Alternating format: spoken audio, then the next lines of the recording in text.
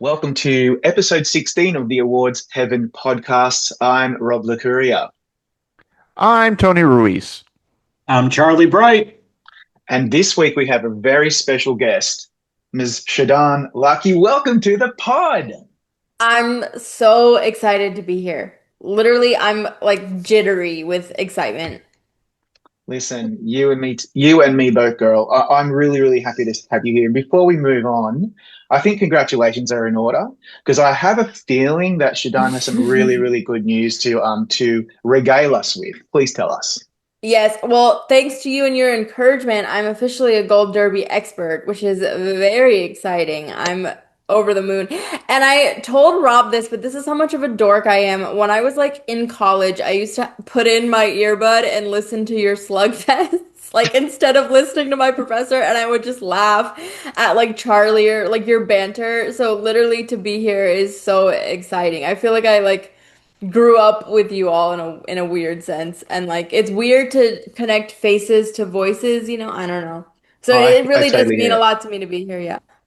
I had You know, interestingly when I first joined Gold Derby and started doing the video slugfests with people like Rob and Chris and Tom. I felt very much the same way.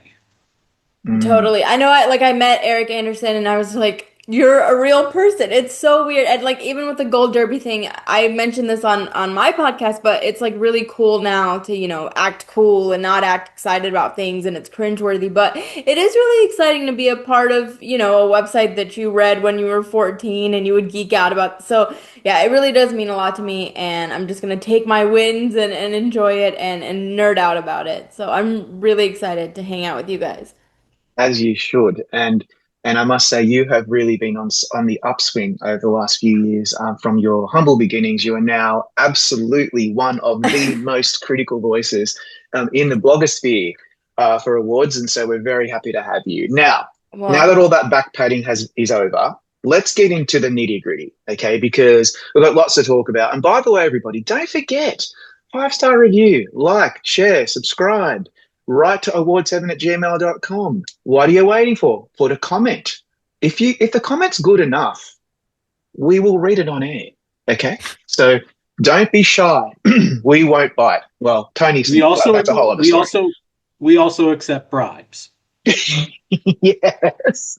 Yeah. I like food bribes. So if you want to send me a muffin basket, I love pizza, like go for gold. Whatever you guys want to do. Okay? All right, now that we put that out I there. am I am not guaranteeing that I won't bite. I'm just putting Yeah, that out there. But just I have making had sure all that my we're shots, and if that's something you're into, go for it. this has really gone to places that I wasn't expecting, but I love it. So Really? You this is, weren't expecting I that? know, Really? I'm totally lying to you. How Of long have course you I was known me? expecting a very, very long time. This is what we do. This is what we're covering off today, everybody. So we want to talk about where the Oscar race sits right now in the main categories. What's giving you agita? What's keeping you up at night? Because obviously, we all need to get out more because we're so obsessed with this stuff. We're going to talk about the DGA, the huge shocker surprise that Paul Thomas Anderson won, and then we're going to talk about what we're watching slash what we're listening to.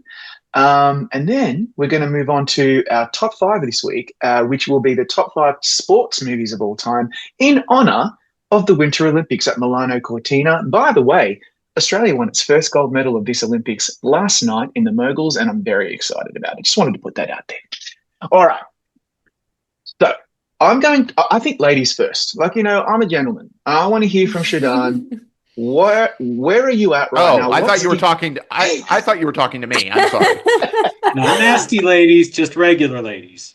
exactly Yeah, no, nice ladies? I want to hear from you, Shadan. What is giving you grief right now in the Oscar race? well, I feel like a lot of it's settled and I don't want it to be. So I feel like I'm trying to find things to be excited about and be like, well, maybe there's a path, but is there really? I don't know. Well, okay, the categories, I'll just tell you the categories that I'm anxious about. I'm like editing, sound, I don't know.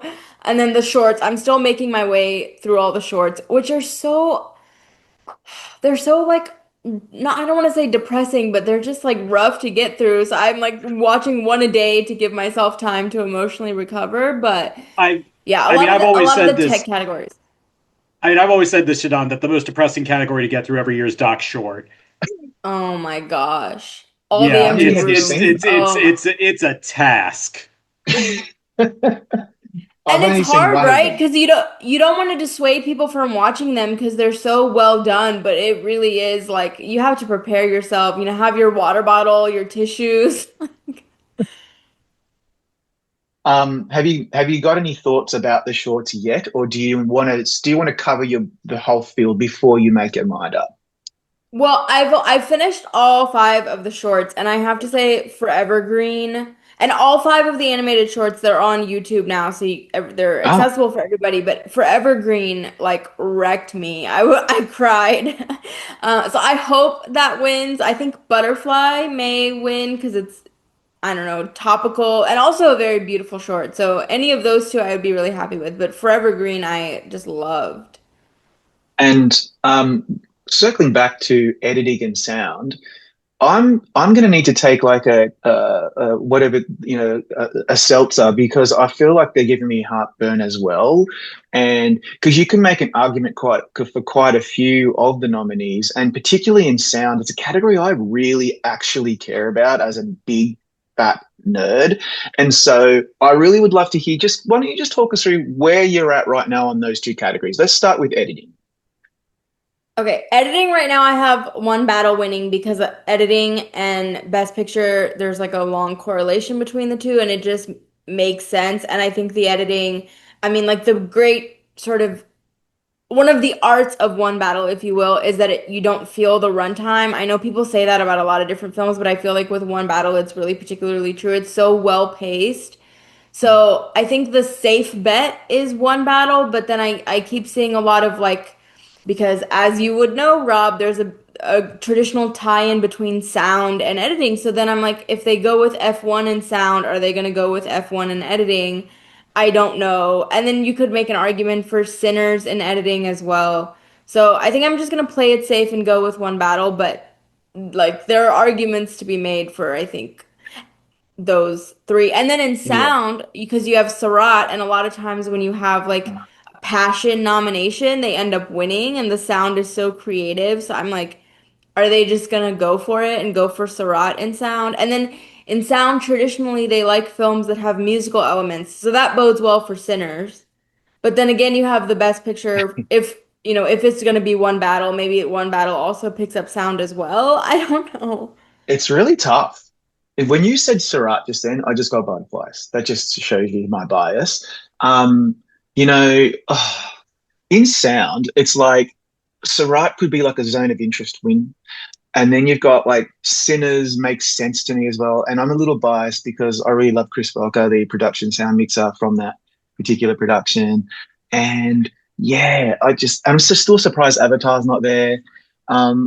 Yeah, it's tough. And editing, like I'm getting a vibe like a Born Ultimatum Matrix vibe, like could be F1, even though those weren't nominated for Best Picture and F1 is. So that's giving me a little bit of grief. And last week I did a bit of a deep dive on the F1 visual effects. I'd interviewed the VFX team. So I'm really now way more familiar with the craft behind that movie. And I'm so even more impressed.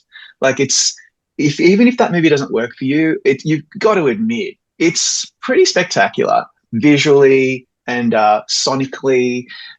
Yeah, so I hear you. Those two categories are killer. Now, speaking of killer, Tony, talk me through. Firstly, what do you think about editing and sound before we move on to what's giving you heartburn? Well, if Surratt wins sound, I will have not just heartburn. I will straight up throw up. But From all that Dare blub you? No, I'm kidding. blub. it's so much wub wub. Um, yeah, I'm I'm kind of leaning towards F1 in both sound and editing. I feel like this is a year where the text could go all over the place. I think we're going to have a real spread the wealth type of year, um, because I think there's enough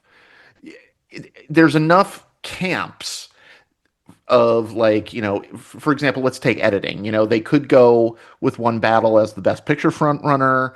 But then you also have a large contingent of people that love Sinners, and then you could also have a lot of the tech people that could really go for F1, which made over $600 million worldwide.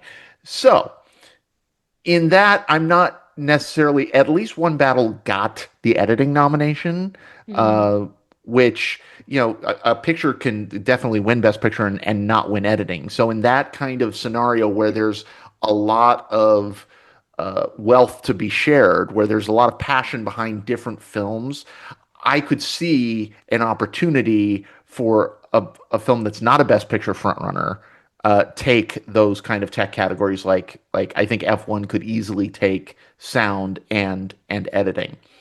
However, if One Battle turns out to be stronger, I could see there being a split in editing and sound, where F1 takes sound and Mhm. One Battle takes editing.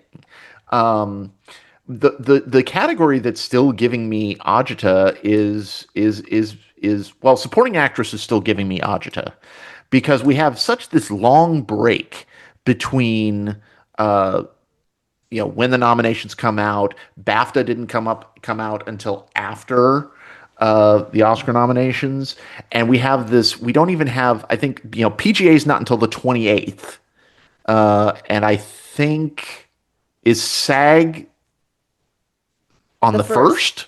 Hmm. Yeah. Oh yeah, yeah. So we've got this long break, and in those long breaks, things can happen. I saw a thing that didn't like the hair and makeup guild. Didn't some like makeup guild give like an award to Amy Madigan recently or something like that? I thought I read something about that. I Um, think you could be onto my, something my there. Yeah, my brain is same. is scrambled eggs Mush. right now. I'm still not convinced that Tiana Taylor has this locked up. Um, I still think that a passion vote for Amy Madigan can still happen. Um, so I mean that would make me happy if Tiana Taylor wins. Great, I love Tiana Yeah, Taylor, love it. love her, love her, love love. But I don't think it's locked up yet. And of course, Best Picture is still giving me agita because even though I am fairly comfortable with predicting One Battle, um, I'm wondering. I'm actually thinking. If you asked me last week, I think it was close. It was closer between One Battle and Sinners. The fact that we have this long break, I actually think helps One Battle because the farther we get away from the narrative of the 16 nominations for Sinners, the farther we get away from that news, the more we start to remember, oh yeah, but One Battle still got 13 nominations. Um, and so I think PGA is going to be really telling. Um, Mm, if One Battle still wins PGA, then I really don't see Sinners winning Best Picture. And yeah. so I think it's not so much Best Pick. It's not the category that's giving me agita. It's waiting for PGA. Yeah, And yeah. if One Battle wins BAFTA, see what's going to be really interesting is let's say that there's a scenario where Sinners wins PGA, but One Battle wins BAFTA. Then that could be a coin flip. Yeah. That I mean, I hope that happens. Just because it makes it interesting.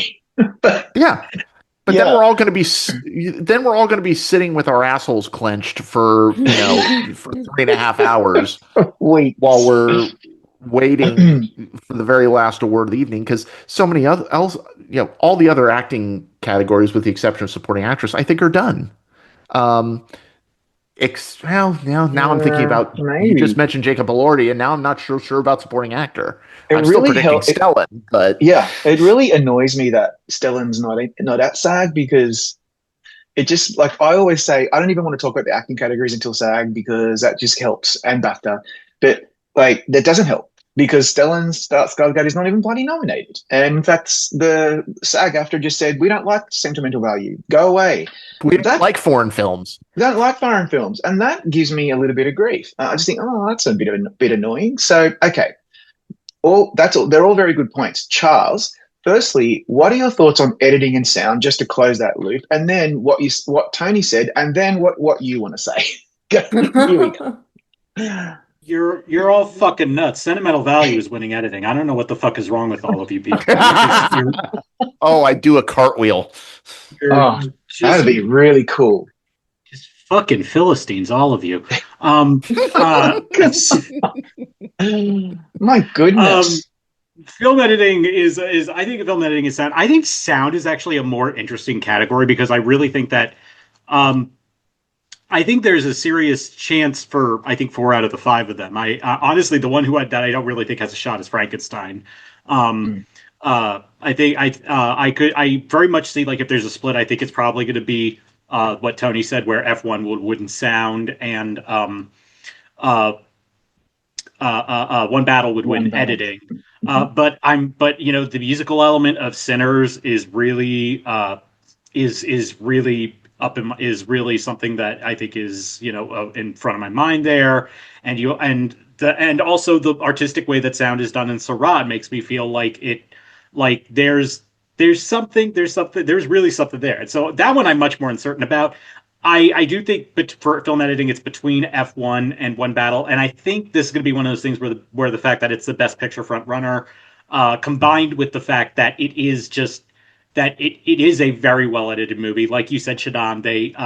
The pacing is incredibly for a movie that's over. It's over 2.5 hours, right? It's 2 hours 40, I think, if I remember correctly. It moves really, really, really briskly. It doesn't feel like it's rushed. It doesn't feel like it's drawn out. It really is impeccably put together. And the fact that it's we've seen that that being a Best Picture frontrunner can be a very big boost in that category, like we saw last year with the Nora. So I think that's where I am on that. I think supporting actress has the potential to get even more interesting at BAFTA because I have this sneaking suspicion that Wunmi Masaku is going to be it could be a threat to win at BAFTA.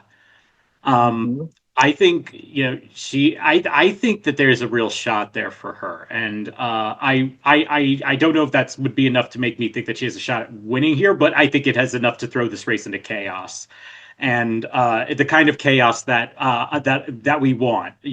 Nothing will be as chaotic as Best Actress 2020, but I think this has. I think there's still some potential here, and I don't know what to make about supporting actor. I mean, Stellan is the one who makes sense. He makes sense so much. But the fact that he wasn't able to get into SAG is just such a weird thing. Now, maybe it could be like a Regina King thing, where it doesn't really matter that much and he's still able to pull it out. But, I'm still a bit mixed on that. And honestly, with picture, I think a lot of people are trying to make this more interesting than it actually is. I have never really faltered on One Battle being the front runner here since it really started its momentum, and I don't think that's going to change here.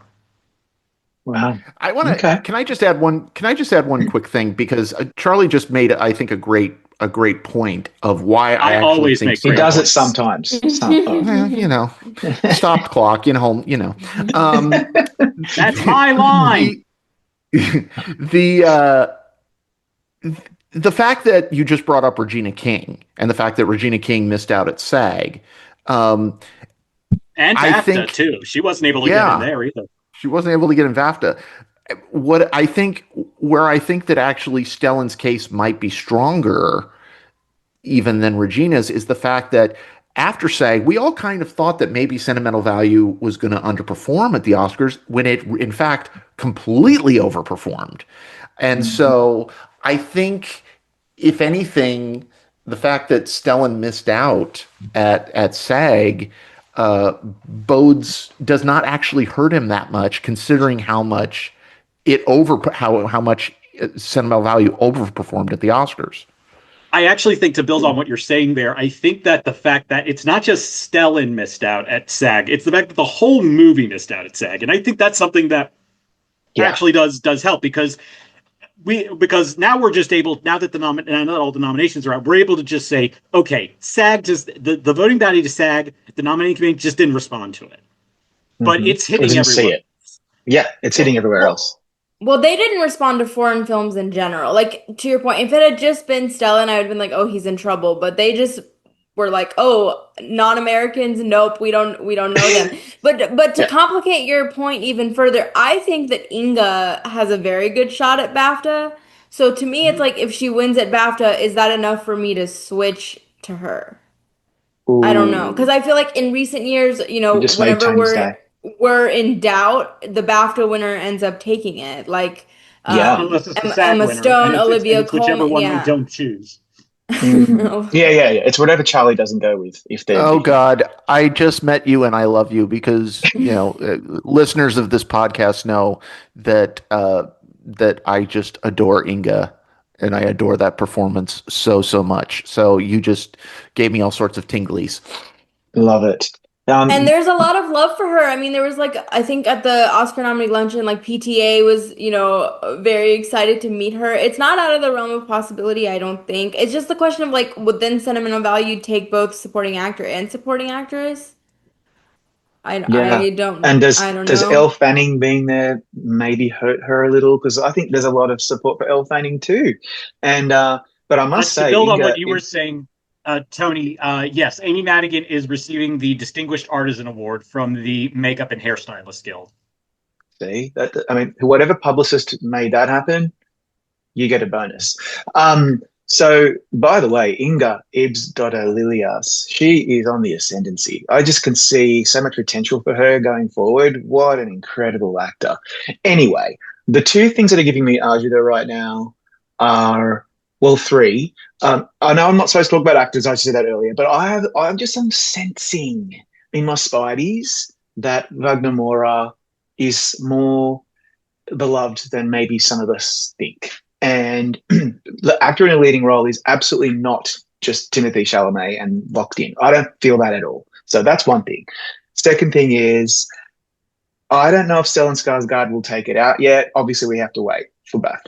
But I'm feeling a lot of love for Jacob Elordi. I know I'm a bit biased because I was in a room last night where he was there, and the crowd, the way they were carrying on, there was a lot of people from the industry in that room. There was probably a few Oscar voters in that room as I went to the premiere, and There wasn't a dry seat in that house. people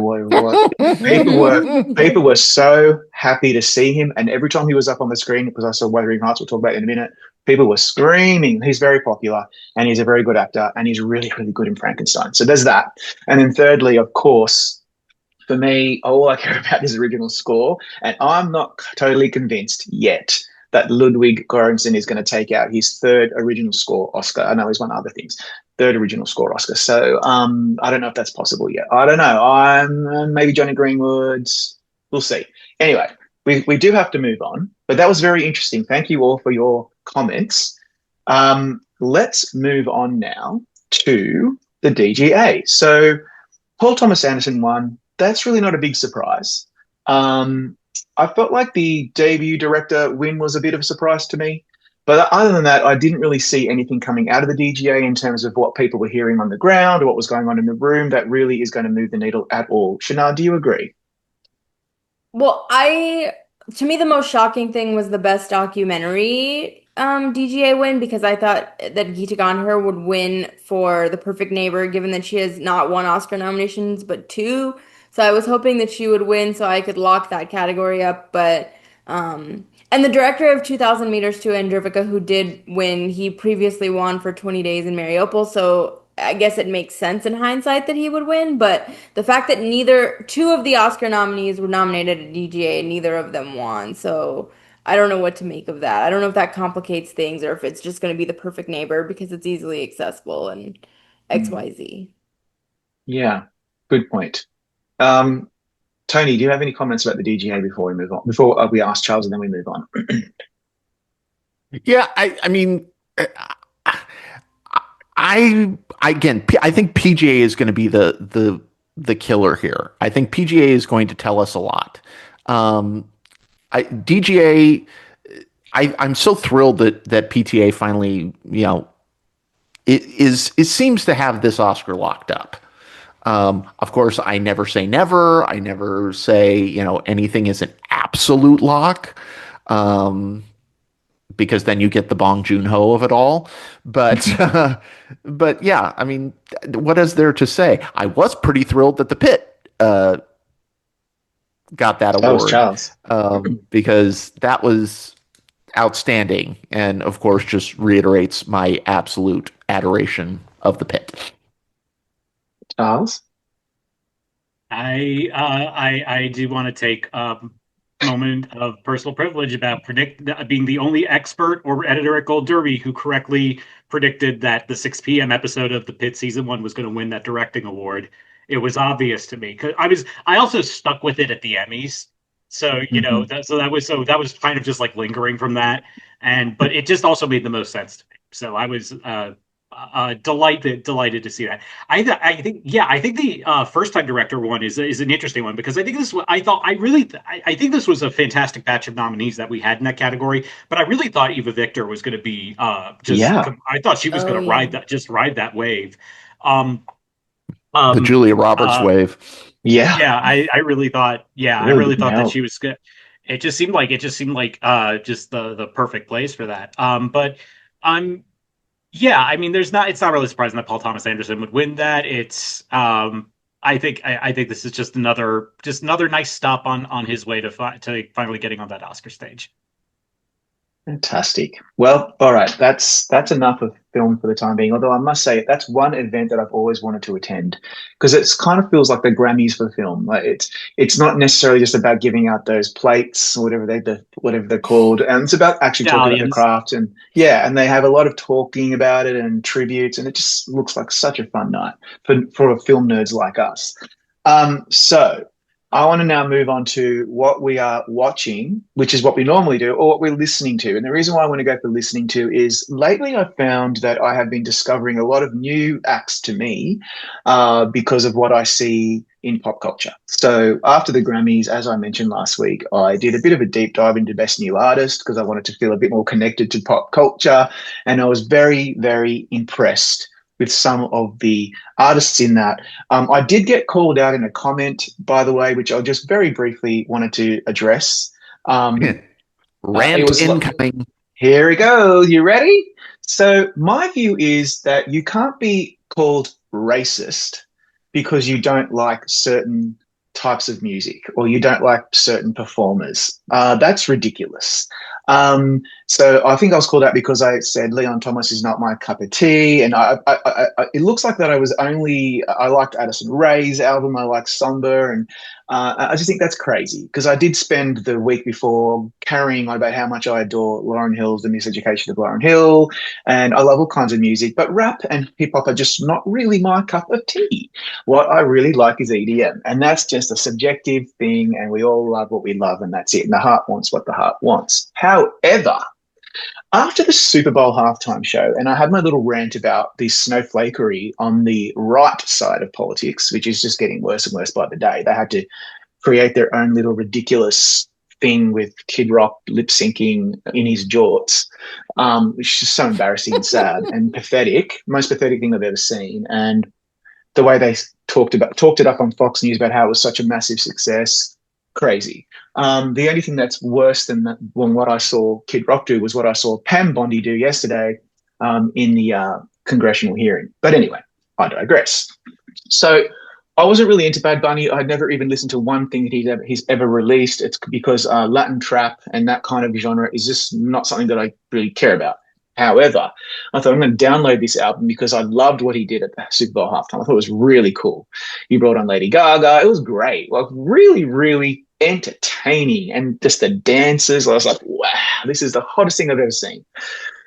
I listened to his album and I haven't stopped listening to it since. It's been a constant loop in these AirPods in my head.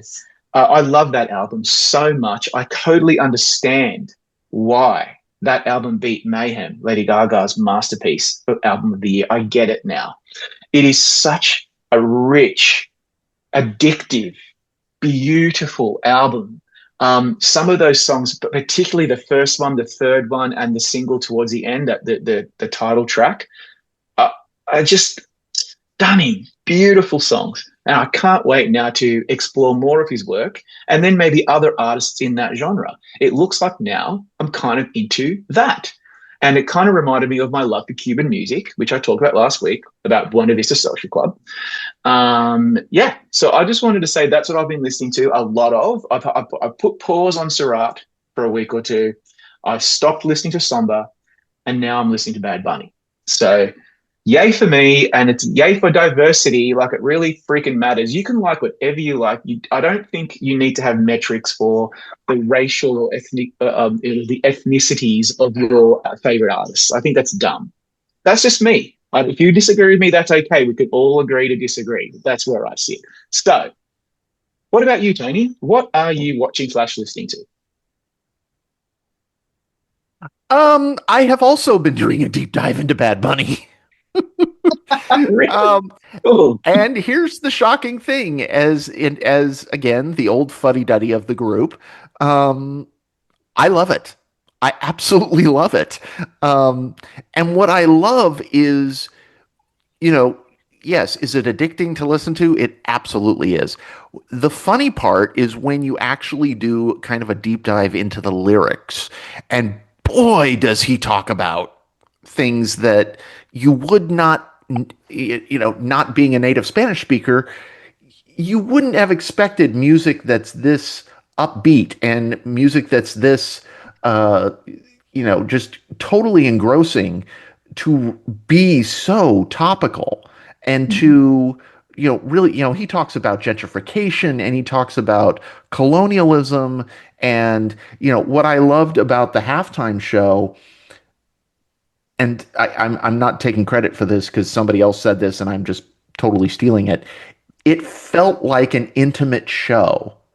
It Yeah. felt like an intimate show that told a story, uh, telling so many Easter eggs of Puerto Rican society, down to the sugarcane fields at the beginning and the hats and the power grid, which I thought was just an absolute stroke of genius. Um, all of the cameos, not just Gaga, not just Ricky Martin, but Pedro Pascal and Cardi B and Carol G, who I only know because I was homesick one day and she was on the Today Show, and I was like, "Oh, that's Carol G." Jessica Alba, and the piragua cart, and the drinking out of the coconuts. I was like, "Oh my God, this is like telling a story." And one of the things that has been giving me absolute joy this week has been to go on YouTube or Facebook, because that's the only like social media that I have and exist on, um, is watching Puerto Rican watch parties Oh, reacting to the Super Bowl halftime show. It is so joyful and so just uplifting that the fact that something that joyful and uplifting is making the MAGA crowd so unhappy is also giving me joy. And for the record, all you MAGA listeners, first of all, fuck you. What are you doing here? There are tens But of them. Tens of yes. them. But the one thing that just kind of strikes me, and you've seen it all over, like people complaining about like, oh, Bad Bunny was saying inappropriate things. Yeah, go Google any of Kid Rock's lyrics. But the one complaint that makes me laugh so hard is when people go, oh, well, it was in Spanish. I didn't understand a word of it. In the meantime, what is the English translation of "ba with the bang, bullshit"? Don't talk to me about the sacrosanct nature of the English language when that's what you're listening to. And yeah. and the only other song that Kid Rock sang was a song that he didn't even record and make famous. He basically took a song by Cody Johnson and then added a Jesus verse to it. I'm like, shut the Oh my fuck up. God. Yeah, just go away, just shut go up. away. It like So, why is so yeah. basically, what's making me happy this week is other than the projectile shit episode of The Pit last week, which made me so happy. God, that was delightful.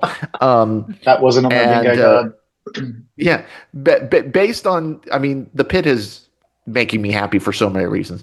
But what's really making me happy is the fact that uh, something so wonderful and uplifting and joyous is making so many people lose their shit. And I'm here for it. I feast on your tears. Oh, I love magatees. They're so tasty. And Mm. before I ask the same question of Shadan, just wanted to mention that just because music is not in your native language does not mean that it's no good. Like I can listen to K-pop and I don't know what the hell they're singing, but I just vibe to it anyway. And a lot of the commentary from the right was about this is America and everything should be in English. It's like, well, actually. I think 40 million Americans speak Spanish as their native language, which is probably the problem for the MAGA crowd to begin with. They don't want that. Everyone should just leave and everyone should just be like robots, exactly how they expect, protecting pedophiles and all that stuff, which is totally cool. But don't speak Spanish. Don't sing Spanish during the Super Bowl halftime show. That's just that's a bridge too far. How ridiculous. And yeah, and I totally agree with you. I just feel like that show, I feel like the Super Bowl halftime show is so important for, it's a moment where America gets together and the world.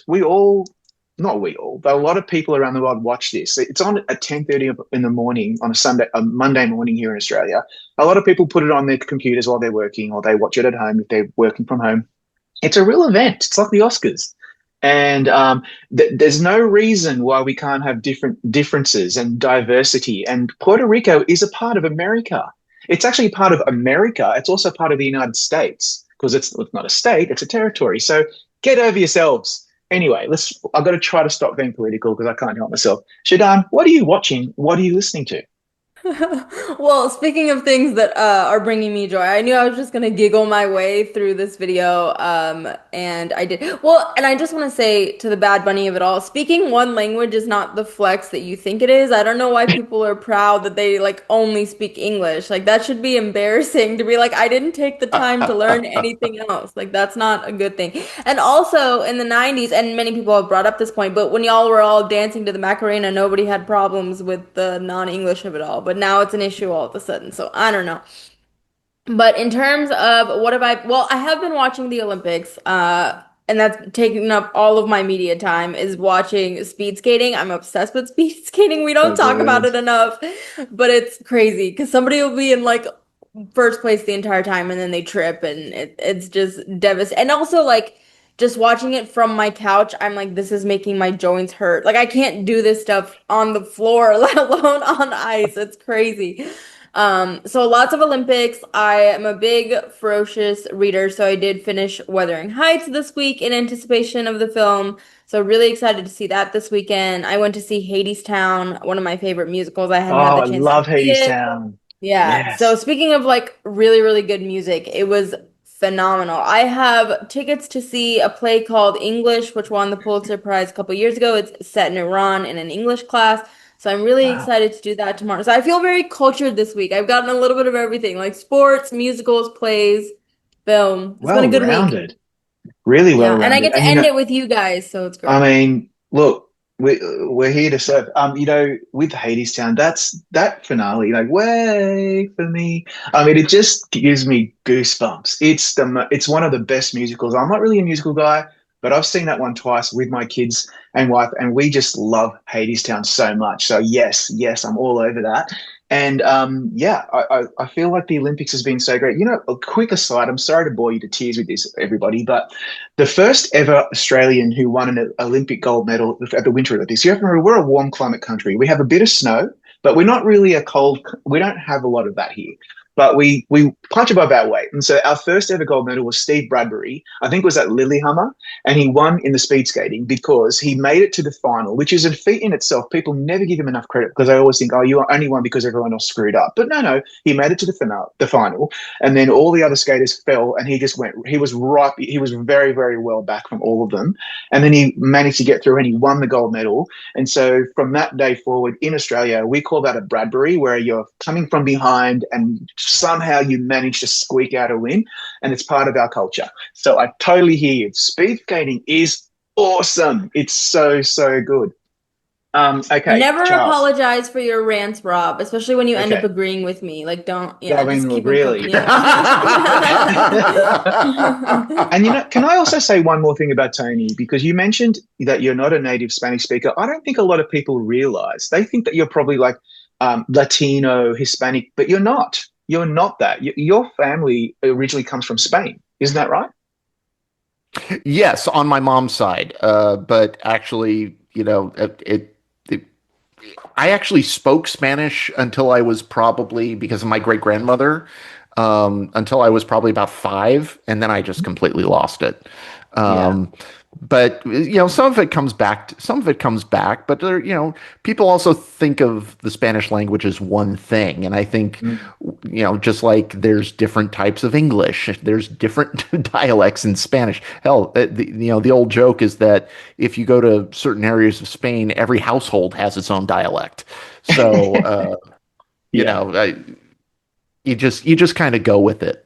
Yeah, absolutely. But then again, Okay, if people are going to lose their minds about, you know, I think I saw a meme that said like, I'm mad that, the Super Bowl halftime show wasn't in my first language. Well, guess what? English wasn't America's first language, so fuck off.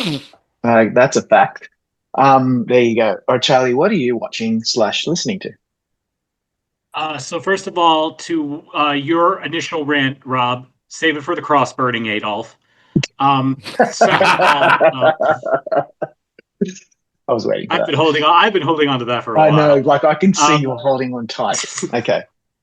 um, I really like the halftime show. It's one that's actually been growing on me.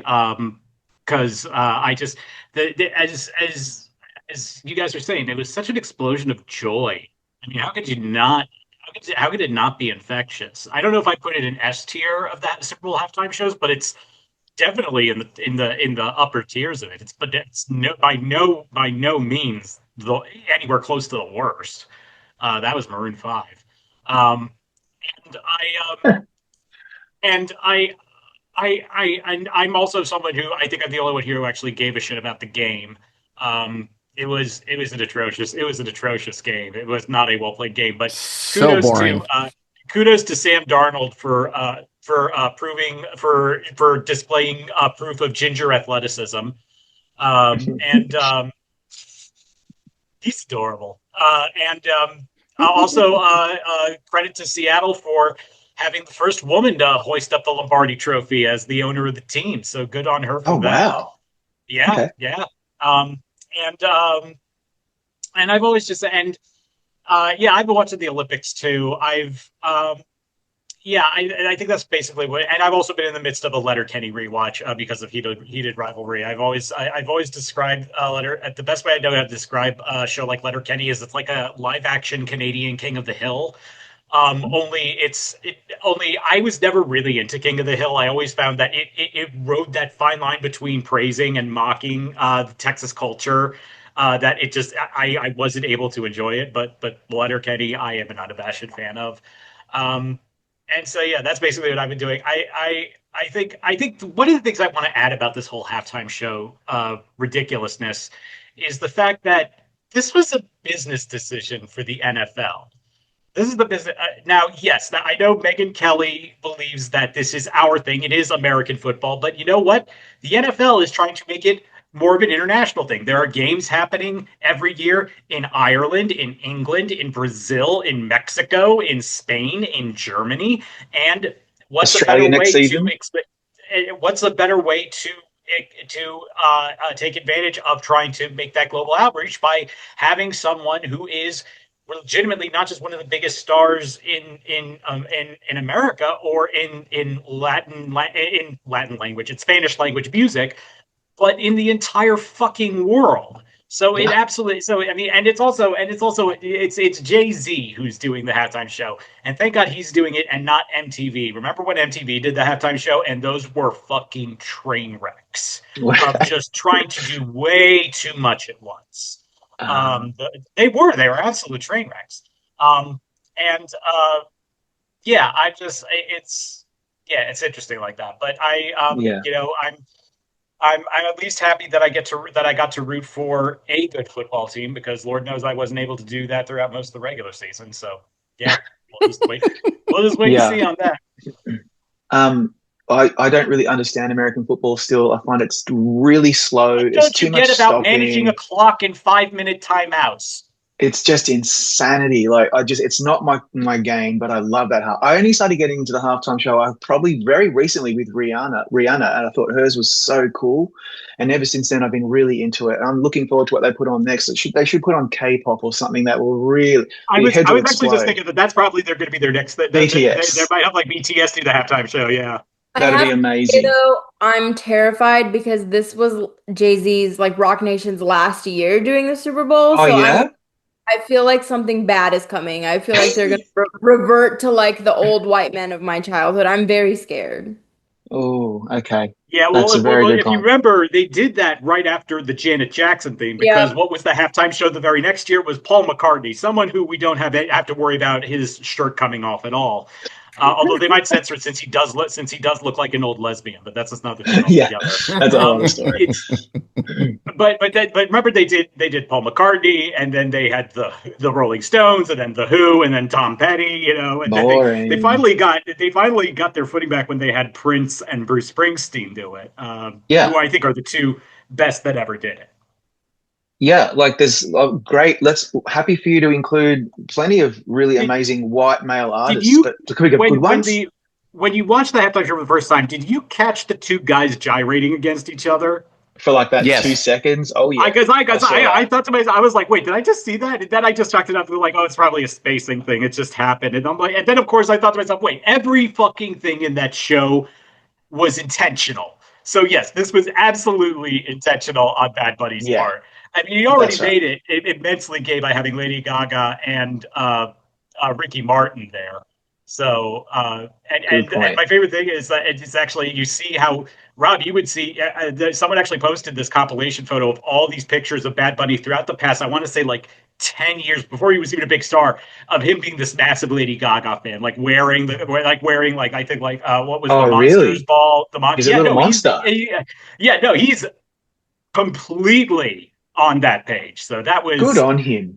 yeah, and that was What? that was just delightful seeing her do that. I mean, even my mom was like, "This is awesome." Yeah, I read about the whole how it happened and how she really insisted on it, and she just seems like such a really cool person. And good on her for getting involved. And yeah, the two men Well, that also makes gyrating. that picture of them at the Grammys make a lot more sense. I mean, That's also other than right. like, because he's probably like, okay, what time's rehearsal again? Yeah, exactly. And they had a man and woman getting married as part of it as well, A and so real like couple getting yeah, married. so they were celebrating all kinds of love. From And Sacramento, actually. really, If I remember No one likes to correctly, I show think off, Tony. no one likes a show off, Tony. All right, listen, we've got to move on now to our top 5 sports movies of all time. Take it away, Charles. All right, so our top 5 sports movies of all time to celebrate the Super Bowl, the Olympics. Even a friend of mine posted on Super Bowl Sunday, said Super Bowl Sunday to me just means it's 1 week until the Daytona 500. Auto racing, all of it's incredible, and sports has an innate ability to bring people together, and sports movies can do that also, and also demonstrate to people who may not get sports. And I understand there are a lot of people that just don't get it. But to help build, you wear a San Francisco Giants shirt. Stop it. Stop it. that's because I'm from San Francisco. You're from Sacramento. Don't even start this bullshit with me, Tony. Oh, Jesus. I feel like the airplane announcer in Airplane. Listen, Helen, don't start your red zone, white zone shit again. That moment in Airplane was when I knew I was in for a really good time.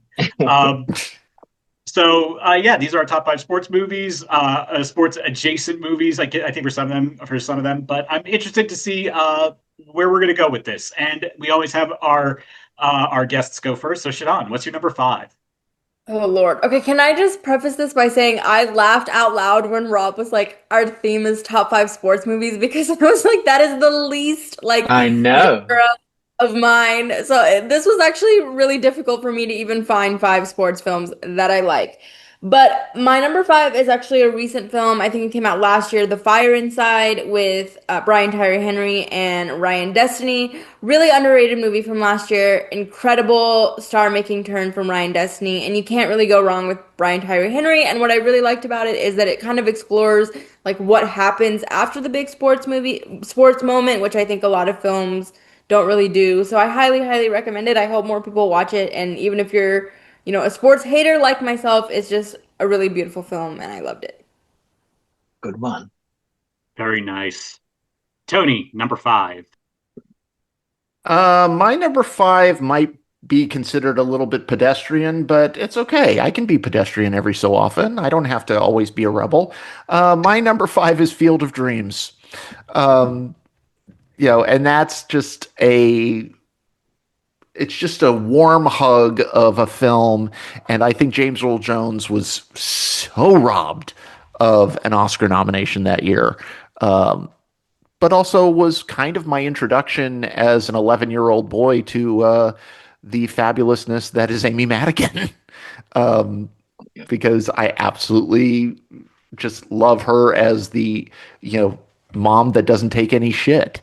Um, so I just love that film. And Burt Lancaster, how do you just not love Burt Lancaster as the old kind of gruff doctor in that movie? Mhm. One of my Yeah. all-time favorite gags was an animated show was on this short-lived show called The Critic. And they had a Love lot of it. movie parodies in that show. And one of the best was a realistic version of Field of Dreams when they start coming out of the cornfield and you hear Kevin Costner go, "Wow, Babe Ruth." And Babe Ruth goes, "Where can a fella get a hooker around here?" And then it's like, "Wow, Ty Cobb." And he goes, "Where's the nearest Klan meeting?" And it's just, What a great show that was. Oh, so God, that good. was a fantastic show. Yeah. Yeah, Yes. and Yeah. so that's my personal, and I also love John Mulaney's monologue at the Oscars about Oh yeah. Field of Dreams. That was glorious. I must So revisit that great. one. Okay, Rob, number five. Well, funny enough, we have some crossover this time because my number five is also Field of Dreams. This is really Oh, strange. Tony and I sometimes we have so many similarities, ridiculous. We're similar age as well because Scary sometimes. when I was 11-ish, I think I was 11. My mum and dad got us a VHS to watch a movie. We had a movie night with my cousins, and they walked in with Field of Dreams, and I remember complaining like, "What is this? This looks so boring. I don't want to watch that." And I am 48. I just turned 48 a couple of weeks ago, and I still to this day feel guilt the way I treated my parents because that movie was so banger. We all loved it, and ever since, I every time it comes on TV, I'll watch a bit of it, and I'll think about how rude I was to my mum and dad, and how I should always just trust their judgment. So that's my number five. My number five is a movie that's really more about it's more about fandom, and it's a movie that takes a very interesting look at fandom, and that is the I think it was like 2009 2010 film Big Fan. Starring Oh, Patton Oswalt as a fan obsessed with the New York Giants who gets read to filth on a radio show, and his whole kind of world basically kind of collapses. And also when he goes out and ends up following a couple of the players as they make their way to various strip clubs, and then when they find out that he's been following them, they beat the shit out of him. Patton Oswalt's performance in that is something quite stellar. I really love the way he's not going for the but there's a quiet maddening to his character that we see him go through, and I really thought that was interesting.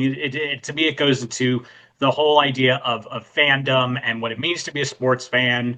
But it also and how fandom can be toxic. But fandom can also be a great thing, and I'll get into that with some of our other films. But I really loved this movie. I thought it was at times shocking, but also very funny. And Patton Oswalt was the perfect person and to really show that he's not just a fantastic. He's not just one of the best comedians of our of his generation, but he's a fantastic actor as well. Shadan, number four. All right, just so y'all know, I do have a notebook, and like a dork, I'm writing down all the things that I haven't seen so I can go back and watch them. But my number four is Challengers. Phenomenal score, phenomenal cast. It's sexy, it's fun. It doesn't go far enough for me. It could have pushed more boundaries. But it's just a fun watch. Again, with like the editing, it just blazes by. I don't really understand tennis. I don't understand any sports, but it made it fun to watch the ball flinging back and forth, and I found myself really invested in it. And I want more films that sort of use sports as an avenue to talk about other things and talk about sex. And I really love Challengers. I think it's great. Great movie. I really, yeah, no, all of us are waiting for Challengers Uncut. Um, Ooh, uh, Tony, number in so four. many in so many ways. Um, that's for sure. um, my number four is A League of Their Own. Um, you know, if I had to call myself as a child a fan of any sport, it was baseball. I grew up in the San Francisco Bay Area, so the San Francisco Giants was kind of my, just my whole world. It was like And hell, it was going to be the Oakland A's. yeah, no, no, no. Um, Ironically, the Oakland A's are spending the next few years in Sacramento, but um, uh, yeah, I think it's one of Gina Davis's best performances. I think it's a film that has so much to say. Yeah, it's a good old fashioned kind of sports comedy, but they really dig into these characters are so individual and so fully realized and fleshed out. I think it's kind of the beginning of Tom Hanks' kind of ascendance beyond just kind of the silly comedies that he had done up until that point. It showed us a side of Tom Hanks that we had never seen, and still to this day, the relationship between Gina Davis and Lori Petty is, to me, just a kind of a classic sibling relationship. So it's a movie that I really, really, really love. Rob, four. It's a great movie. And I love Rosie O'Donnell in that too. Her smaller supporting roles, really fun. My number four is, speaking of warm culture, warm climate countries at the Winter Olympics, Cool Runnings. Like John Candy to me, yeah, it's just like I love John Candy so much. And I just love that movie so much too. I've seen it many times. I know it's silly, but I think when you get past the silliness and the comedy, it actually has a lot to say about, doing things outside your comfort zone and the underdog. I love underdog stories so much. And these Jamaicans who made it to the Winter Olympics, it's just a really cool movie. It's a cool movie. Go and see Cool Runnings if you haven't seen it yet. I'm sure it's streaming somewhere. Probably on Disney Plus. Probably. Yeah.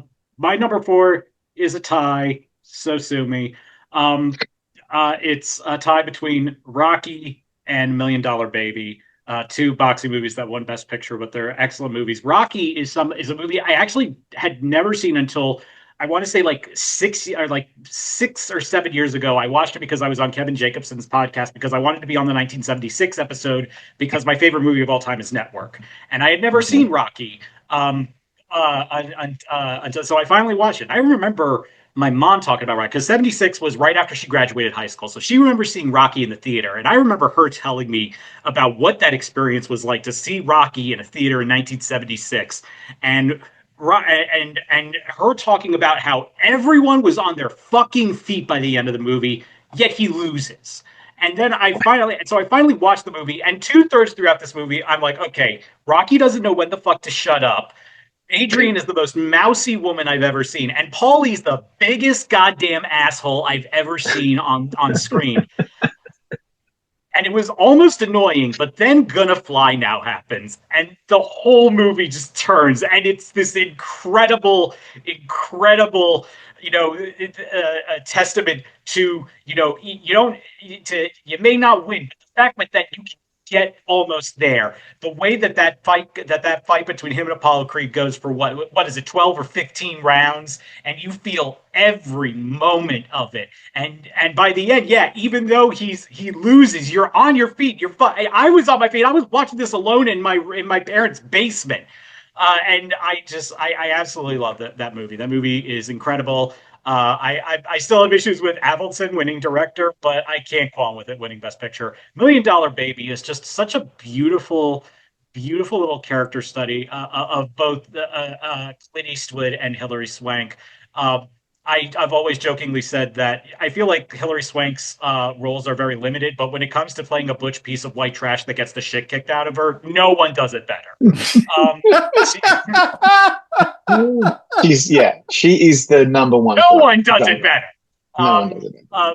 But her performance is incredible in that movie, and I remember I remember seeing it the night before the Oscars that year, and because I was rooting so hard for Martin Scorsese to finally win, and by the end of that movie, I was just like, God damn it, this movie was incredible. I can't be angry if this wins, and I don't think enough credit gets given to Clint Eastwood as an actor in the movie. I think his performance is very tender, and the way that he showcases himself as a director and a producer and an actor in this, it's why I've always been willing to give Clint Eastwood the benefit of the doubt, because I really feel like this movie is just such a beautifully put together movie. And I also loved that moment at the Oscars when it won Best Picture because of Barbara Streisand opens the envelope and she forgot her glasses, and Dustin Hoffman was presenting with her, and to his credit, Dustin Hoffman didn't say what the winner was. He whispered in her ear, and she just went, "I'm so happy I get to give this to you again, Clint."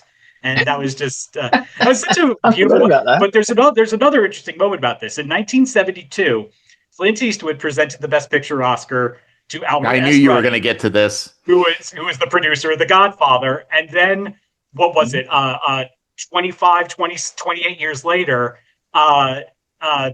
Clint Eastwood wins Best Picture for Million Dollar Baby with Albert S. Ruddy as a producer, as the other producer on the movie. I thought that was such a wonderful moment.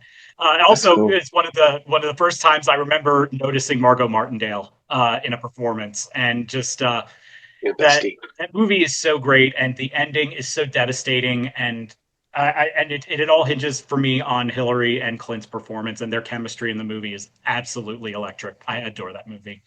Agreed. Shadan, number 3. Charlie, I have to say you're even more wonderful than I thought you would be. They say don't meet your heroes, but they've never met Charlie Bright. But speaking of heroes, that's going on my tombstone. Yeah, speaking of heroes and fandoms, my number 3 is Bend It Like Beckham. Yes. The world's introduction to Keira Knightley, my introduction to Keira Knightley, and of course Archie Panjabi, queen of television. This movie again has everything. There's friendship, there's cultural dynamics. The soccer is just really great and thrilling to watch. It's really funny and sweet. It holds up remarkably well, I think, even 20 years later. So yeah, Bend It Like Beckham. That's such a great choice. Mm-hmm. Yeah.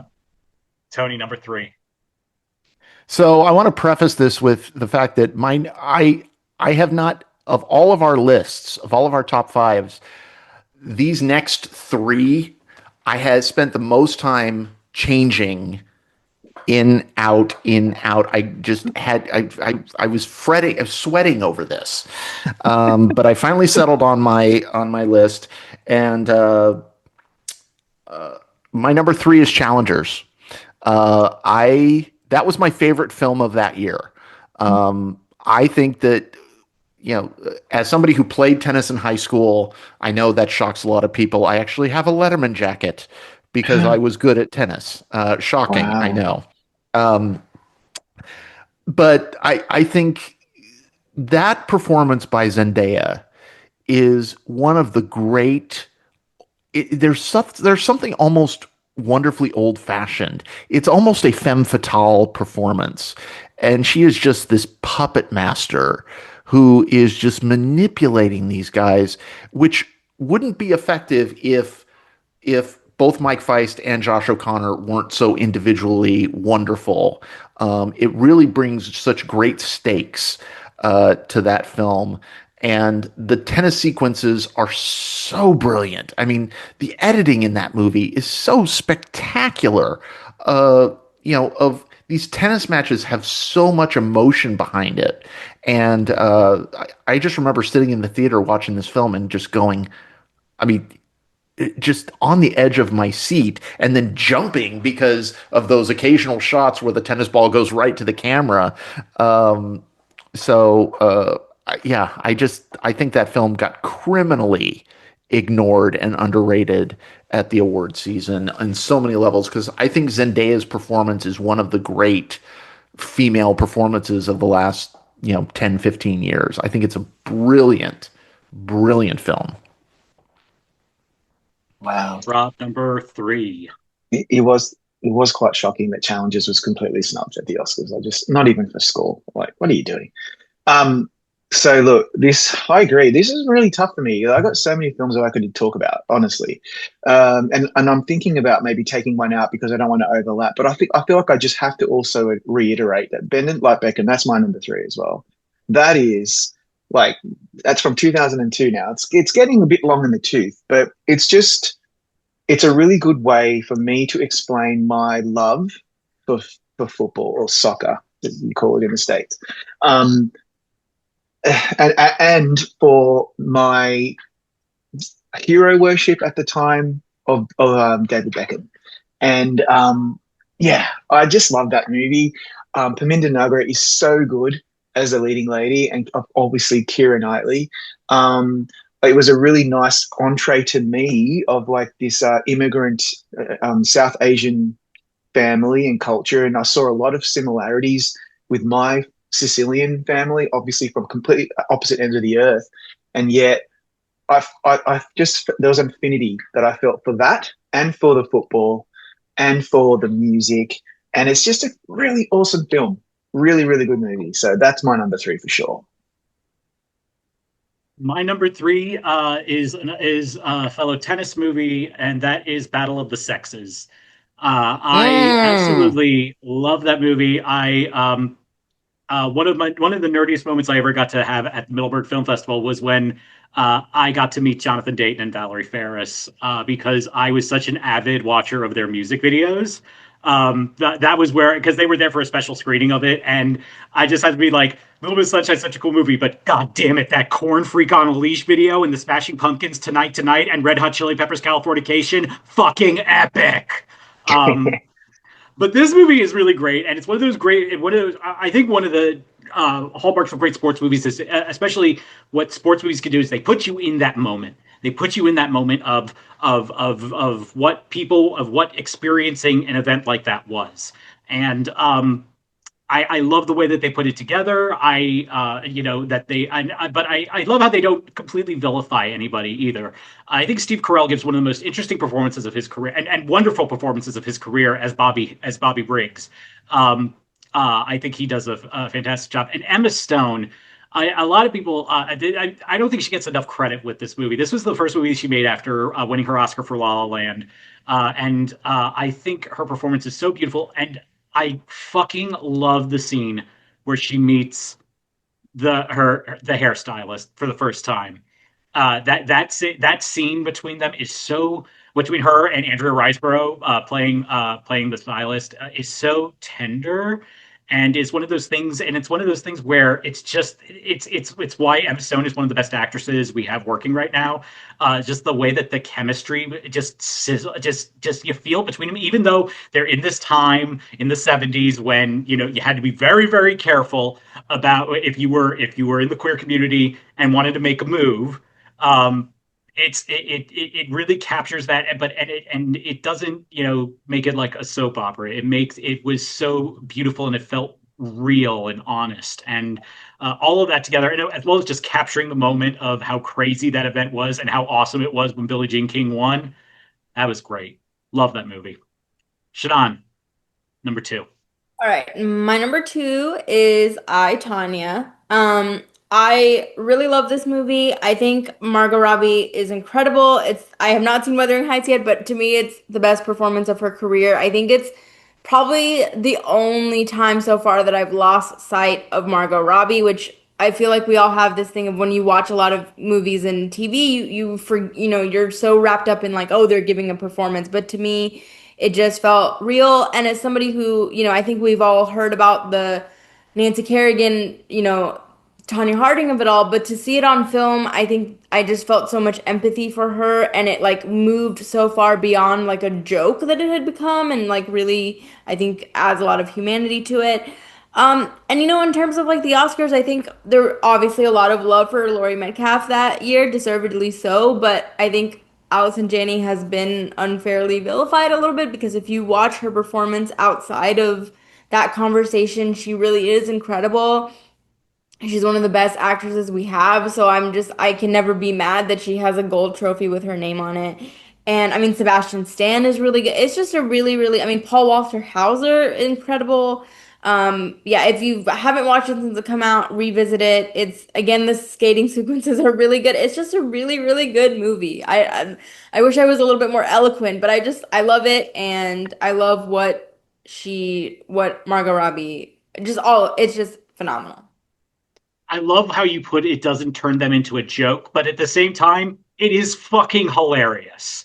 It is because it was I vaguely remember when that happened because I think I was 7 when that happened, and so I really didn't understand. I knew like some stuff about a tertiary, but to see it portrayed that way for the craziness that it was, and yes, Paul Walter Hauser, that performance was so fuck crazy, and I was just like, who the fuck was that? Um, Tony, number 2. Well, this won't come as too much of a surprise, I think. But my number Space two Jam. will take. How dare you? Um, my number two will take us to the sport, and it is a sport of rodeo, and that is Chloe Zhao's The Rider. Um, uh, Oh, this film, this was a film that I saw on a screener, and I was like, I want to say it might have been Neon at the time. Because this was mm, 2017, and but I put this disc in. I was like, I don't know what this is going to be, and I was floored. Um, for those of you who have never seen, this was a tiny, tiny little movie, uh, which really was, I think, the second narrative film of Chloe Zhao.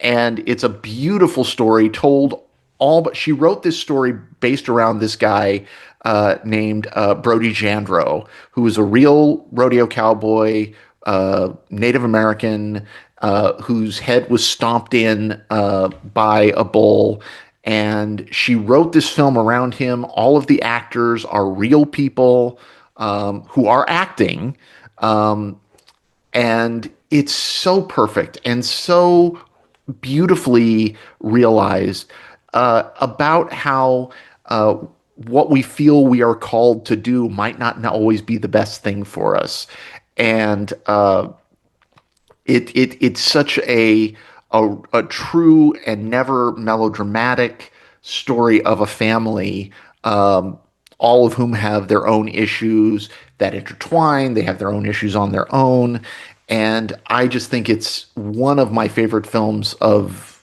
the 21st century. And it's a film that when I actually went to go see it in a theater, um, I truly realized the power of Chloe Zhao as a filmmaker, and it to me will always be special because it introduced me to one of my favorite directors, and it's such a perfect little film, and I hope it's a film that more people check out. Beautiful. Rob, number 2. um, yeah. Every time I think about Chloe Zhao, I think about Tony's love of that movie because he introduced me to that movie, which then introduced me to Chloe Zhao. So I give you credit for that. Okay.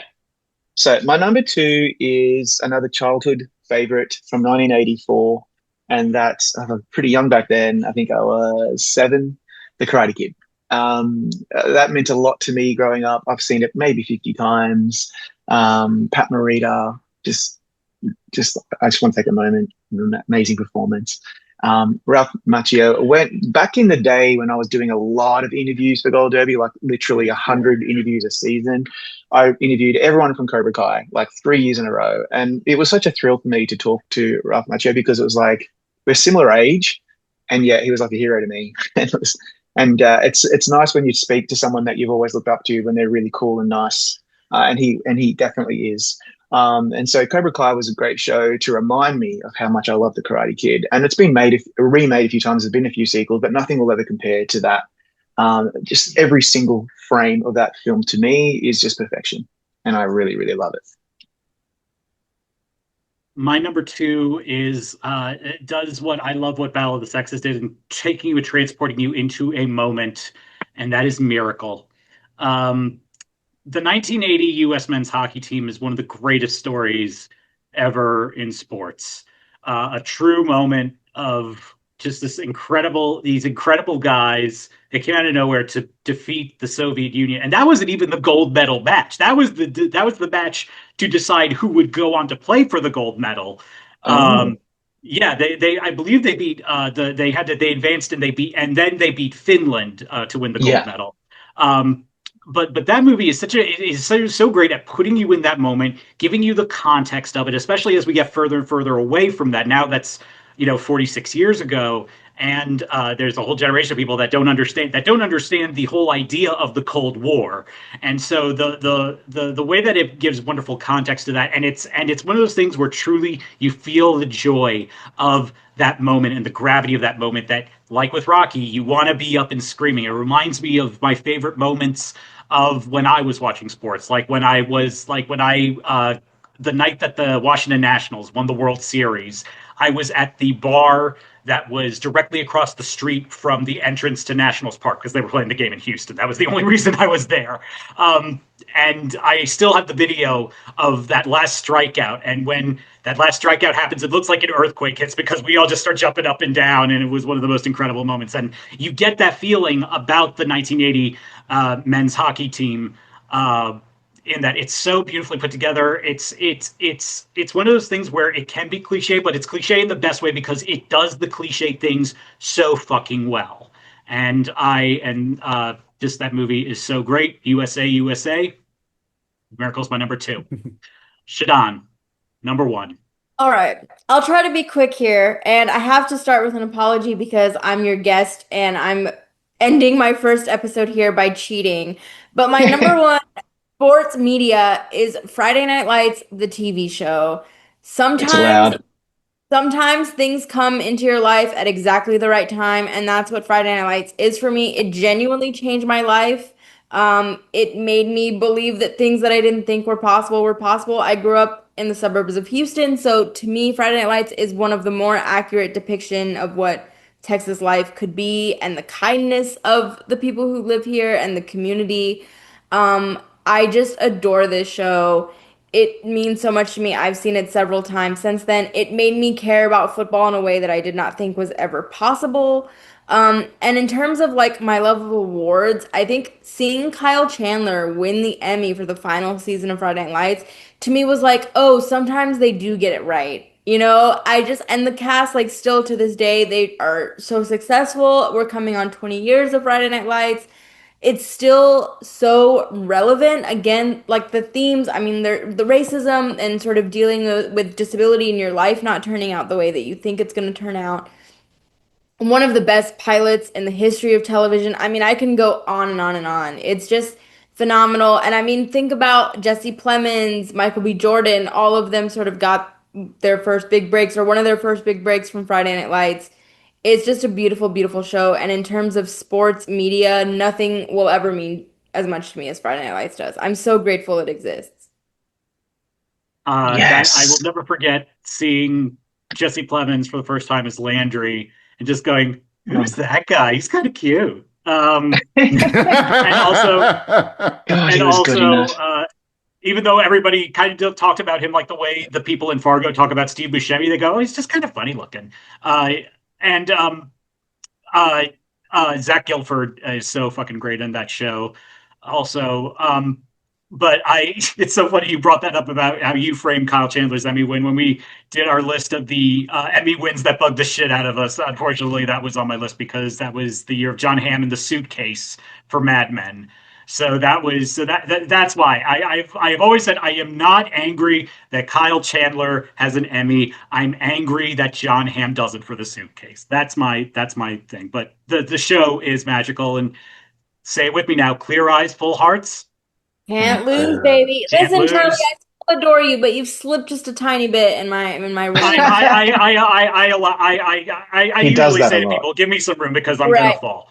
And I Yeah. will say, I'm sorry to say that the men of Texas do not look like Taylor Kitsch, which was a huge disappointment to me as the I'll older. settle for Zach Gilford, Yeah. or what was who's the kid who was the one who gets injured in the pilot episode? Scott What was Porter. Yeah, Oh Scott Porter. I'll yeah. take him. I'll take any of them. I'll take fucking Kyle Chandler. I'll take Connie Britton. Yeah. That's for sure. Here, here. Wow. Tammy Taylor for the win, man. Tammy Taylor. God, she's also like you wish she was real because you would want her to run for Senate in Texas. Oh, Um, yeah. yeah. Tony, number one. Wow, that went all sorts of places. So, a couple of honorable mentions, Good. and some random honorable mentions. First of all, every single film that has been mentioned here is one that I considered, especially Bend It Like Beckham and especially The Karate Kid, because I also have vivid memories of watching The Karate Kid in 1984. But one honorable mention that I want to bring up is a little known movie called She's the Man, That's my daughter's favorite movie. Oh my God. Yeah, go on. Sorry. which I love because it's a wonderful and surprisingly accurate adaptation of Shakespeare's Twelfth Night, with Amanda Bynes and Channing Tatum. It was the first time I ever remember seeing Channing Tatum. But yeah, I love that. I love that film. But my number one has actually already been mentioned, and that's Million Dollar Baby. Um, I saw that film on opening weekend, so I didn't know what I was going to see. I did not know that this was going to be more than just a cool Clint Eastwood boxing movie. And it is still to this day one of the most visceral, memorable moments that I've ever had in a movie theater because, you have to go, going back to, 2004 or five, was it four? It's four. 2004? Yeah. We didn't have the kind of the even though the internet was well on its way and, many of us were still, on the message board at Gold Derby back then. But there still wasn't this kind of like, instant social media reaction to things. So there was still a lot of mystery around that film. And, the second half of that film, I remember the moment, and we all know what the moment is, of when we found out this was going to be a completely different type of movie than we were expecting. I remember the visceral, audible reaction in the movie theater, of a packed movie theater, and the sheer shock of all the air, oxygen leaving the theater at that moment. I think it's Clint Eastwood's greatest directorial achievement. I think it's his greatest acting achievement, not just the introduction of Margot Martindale, but Anthony Mackie. Anthony Mackie was in that movie. Jay Jay, Baruchel. Jay Baruchel. Yeah. Is it kind of a career Oscar for Morgan Freeman? Yeah. Is he fucking amazing in that movie? Yes. Yep. One of the great endings. I love a great ambiguous ending of that just, shot of Clint Eastwood, eating the pie at that little coffee shop, and you don't know whether it's real or not. It's one of the great experiences I've ever had in the theater. And Hilary Swank, I always feel that Hilary Swank's career has not matched her talent, because she gave, in my opinion, two of the greatest Best Actress winning performances. And even though there is a part of me that probably would have given the Oscar that she got for Million Dollar Baby, I probably would have given it to Imelda Staunton. But yeah. but I'm still not going to fault her for that win, because Yeah. she's devastating in that movie and creates a full character in a way that we don't always see. And so, yeah, that's my number one. It's still one of the great experiences I've ever had in a movie theater. Wow. That's amazing. That's an amazing film. I decided not to include it because I knew it would feature. I remember it was such a late breaking Oscar contender that we were all grappling with what's happening, and then suddenly it just took over the Oscars. And yeah, I remember watching that movie and just being a complete wreck and being so invested. But anyway, I have two honorable mentions because I can't help myself. Early Tony Gilroy. Tony Gilroy, by the way, one of the best filmmakers out there, or Michael Clayton, Rogue One, like the list goes on and on. Born Ultimatum. He did this movie called The Cutting Edge, early 90s. It's like a ice ice skating romantic comedy. Remember that? Is that with DB Sweeney? Yes. Is that with DB yes, Sweeney? Oh my God, I yes. love that movie. It's a really, really good movie. It's so janky and kind of silly, but it's good. It's really good, and it tugs on the heartstrings. Tony Gilroy is a very, very, very talented man. Anyway, there's that one. And there's also, this is super niche, and I'm sorry, but I just have to go there, that of all the things in the world that might make me cry, I'm not a crier, but like, my family sometimes make me cry in a good way, of course. I'm talking about happy tears. The Socceroos are the Australian national football team, soccer team, and I'm their number one fan. And so when the Socceroos are doing, and the Matildas, I'm sorry, this is getting super, super niche now. The Matildas we appreciate it. You understand. I think Embrace you know me. You know what this means to me. Like, so the Matildas are the women's football team, and the Socceroos are the men's, and they're probably number one and number two teams in this country. And when the Socceroos do well, it brings me to tears. It puts shivers down my spine. There's a film called November 16. It came out in 2015, and it commemorated this dramatic 2005 penalty shootout victory where we were playing Uruguay for the third. What used to happen was Australia, we were part of the Oceania Confederation, and that meant we would always win because all we had to do was beat New Zealand, Fiji, Solomon Islands. It wasn't that hard. No disrespect to those countries. And then we would have to face a really formidable opponent from another confederation. It was usually South America. And they'd be like, we're just going to throw you in the deep end. You have to play South America. And it was either Argentina or someone really good like that. And for three successive World Cups, it was Uruguay, or two, actually. Before that, it was Iran when we had to play in the Asian. Anyway, the way we were treated by the Uruguayans has always been like we were always looked down upon as like some bullshit country, some minnow that didn't deserve to be at the World Cup. And we hadn't qualified since 1974. So it was 32-year drought, sorry.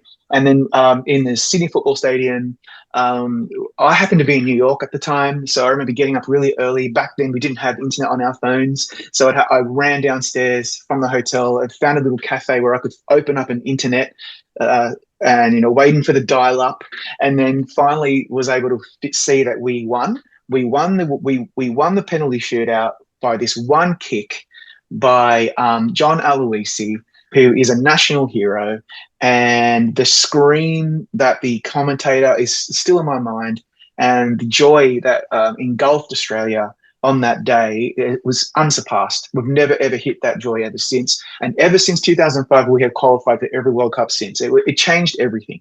And so anyway, sorry, that was a real digression, but that really means that would be my number one. But I've decided to go with something a little bit more like cinematic. That wasn't your number one? I know. I can't help myself. My number one is... My grandson's about to go to college, for God's sakes. And I'm the one that's always like, let's keep these podcasts shorter. And here I am just going on and on. Anyway, my number one is Strictly Ballroom. And if you want to tell me that ballroom dancing is not a sport, get out, because it is. And I don't really like ballroom dancing. I don't like what's the show called? Dancing with the Stars. I can't stand that crap. But Strictly Ballroom is a masterpiece. It introduced us in this country to John Mercurio, and it's Baz Luhrmann. It's part of his trilogy with Romeo and Juliet, Moulin Rouge, and Strictly Ballroom, and it was the Red biggest Curtain hit in trilogy. Australia. It was around the time, it was the golden age of Australian cinema when we had Strictly Ballroom and Priscilla Queen of the Desert and Muriel's Wedding. And we haven't really gotten to that point in Australian cinema since maybe we did a little bit with Mad Max Fury Road. But I mean, one Muriel's day Wedding. I love that movie. Muriel's I Wedding, know. it's just, and you know where Muriel's Wedding was shot, Porpoise Spit is what they call it in the film, but it's actually called Coolangatta. It's an Aboriginal word, which is where I was just a few weeks ago for my vacation. Anyway, one day I would love to do favorite Australian films just to go super niche. But for now, that is my number one. If you haven't seen Strictly Ballroom, I implore you to go and find it. It is joy. It's just 2 hours of just complete joy. And it's the most Australian thing you'll ever see in your life. And I apologize now one more time for making this podcast particularly parochial and Australian, but we're talking about sports. And so we really can't help ourselves, can we? That's me. Fantastic. Ones I would put as an honorable mention: Pride of the Yankees, which a very early instance of Hollywood being meta by casting Babe Ruth to play himself in that movie. And I do have a soft spot for Happy Gilmore. It's Oh, yeah. easily the best of Sandler's early comedies. Cinderella Man is a very heartwarming movie and gets it Oh, right. And I'm like, oh Giamatti. yeah, Ron Howard is a pretty decent director. Foxcatcher is an amazing glimpse into madness, and also the entitlement of rich people. And also Jerry Maguire is such a wonderfully charming movie before Renee Excellent. Zellweger became insufferable. Um, and God, Tom Cruise in that movie going for the show me the money scene and Tom Cruise yelling out "I love black people" in the middle of his office. It's still just one of the great comedic moments of all time for me. But my number one is Warrior. I love this Mm. The movie. the Uh, wrestling or boxing? the MMA movie, yes, with Tom Yeah, Hardy that's and Joel awesome. Edgerton and Oh, Nick I love that. Nolte. Um, that movie is such a beautiful movie about family and the trauma but also seeking redemption and trying to do that in an authentic way. We see that with especially with Nick Nolte's character. I think Nick Nolte's performance is so heartbreaking. The scene where he relapses and Tom Hardy walks in on him is just, oh my God, it breaks your fucking heart. And you know also that for Nick Nolte, that's coming from a very personal place because we've seen him uh, uh, at what may have been his rock bottom. And for those of you who may not remember this, I think it was, what is it, like 2002 or something? He was arrested. I was at public intoxication. I think it was. And the Mm. mug shot was one of the earliest instances of something going viral. That just look up Nick Nolte mug shot. It was very funny at the time, but it's also That very was a sad. Hawaiian shirt. That was a real Hawaiian shirt. Yeah, no, that I cannot think. Whenever I think of Hawaiian shirts, that is the first thing that comes to my mind is that mug shot. Um, but Nick Yeah. Nolte brings a beautiful this beautiful vulnerability with someone trying to maintain their sobriety, but and also trying to rebuild this family that he knows he's fucked up on a very fundamental level.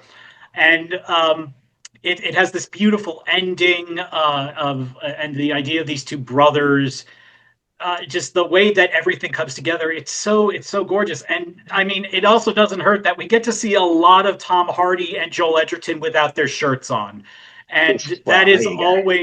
that is always a plus in my book. um but it really is such a beautiful movie of family and trying to, and not just dwelling in trauma, but trying to rebuild from it. I think that movie is incredible, and I don't think, I'm glad Nick Nolte got nominated for an Oscar. That movie should have been up for a lot more than Mhm. just that, because it's the family story at the heart of it is really something else. Such a beautiful movie, and that's my number one. Well, there you go. Well, thanks everybody. That was really interesting. It's given me a lot of new things that I can explore that I haven't seen yet. And it reminded me that Friday Night Lights is one of the best TV shows ever. And I did really want to include it as well. And I thought, no, I'll just go with movies because the film's fine, but the series is incredible. So thank you, Shadan, for raising it. All right, before we go, Shadan, just remind us where we can find you online, please. Yes. I am at Shadan Larki everywhere. Subscribe to the In Session Film Podcast because my podcast, Chasing the Gold, is in the same feed where I geek out about the Oscars. I'm also a contributing editor at Awards Buzz, so you can catch my interviews there. But thank you so much for having me. And can I just say, as a fan, please don't limit your podcasts and please do all the rants because they're a joy to listen to. So no, don't edit yourselves, please. Okay, I will. We will definitely follow that advice. In the meantime, everybody, we'll be back next week with another special guest, which we will announce on the day. And in the meantime, like, share, subscribe, write us an email at awards7@gmail.com. We didn't cover that today because we didn't have time, but we will next week. So please write us whatever you like. And in the meantime, everyone, be safe, be good, and say hi to your mum for me.